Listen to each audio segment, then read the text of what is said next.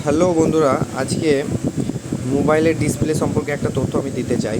অনেকে এটা হয়তো জানে, অনেকে হয়তো এই জিনিসটা খেয়াল করে নেয়। সেটা হলো ডিসপ্লে লাগানোর কিছুদিনের মধ্যেই ডিসপ্লে আঠাটা এক সাইডে ছেড়ে যায় বা খুলে যায়।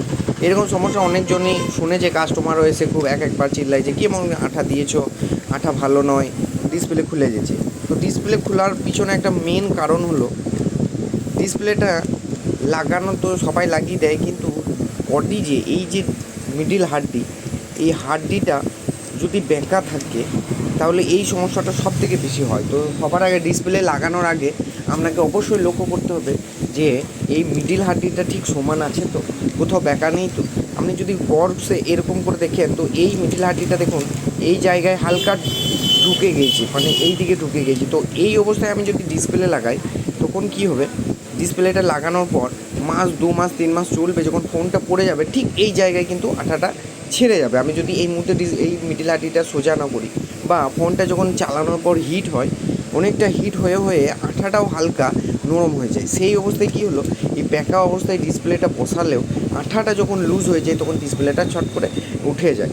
তো এইটা হলো মেন কারণ এই ডিসপ্লে এটা লুজ হওয়ার। তো সবার আগে ডিসপ্লে লাগানোর আগে অবশ্যই লক্ষ্য করে নেবেন, এরকম করে ঠিক একটা চোখের মাপ করে নেবেন যে এই মিডিল হাড্ডিটা ঠিক লেভেল আছে। তো যদি লেভেল থাকে কোনো অসুবিধা হবে না, অত সহজে আঠা ছাড়ে না। অবশ্যই তার জন্য একটা ভালো কোয়ালিটির গ্লু ইউজ করতে হবে, কিন্তু ভালো কোয়ালিটির গ্লু ইউজ করা সত্ত্বেও যদি এই সমস্যা হয়ে থাকে অবশ্যই আপনি মিডিল হাড্ডির দিকে লক্ষ্য রাখবেন। অনেকেই এখন কী করে এই সমস্যাটা সমাধান করার জন্য এই সাইডগুলোর ভেতরে আঠা মেরে দেয়। আঠা মানে কি একটা চিট টাইপের মেরে দেয় ডিসপ্লেটাকে ধরে রাখার জন্য। সেইটা খুব একটা সলিউশন, যথোপযুক্ত সলিউশন বলে আমি মনে করি না। তবুও আমার যেটা মনে হয় মিডিল হাড্ডিটা লক্ষ্য করে ডিসপ্লে বসানো দরকার। মিডিল হাড্ডিটা যদি সোজা হয় ডিসপ্লে আঠা অত সহজে ছাড়ে না।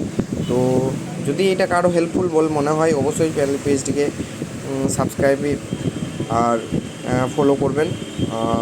যদি পছন্দ হয় অবশ্যই লাইক করবেন।